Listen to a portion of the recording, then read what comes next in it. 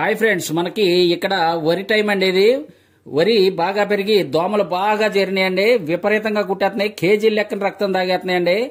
ఇలా కాదని వీటి పని పట్టడానికి నేను అమెజాన్ నుంచి రీఫిల్స్ ఆర్డర్ చేశాను. ఇవేనండి ఆ రీఫిల్స్. ఇక్కడ అన్బాక్సింగ్ చేస్తున్నాను, చూడండి.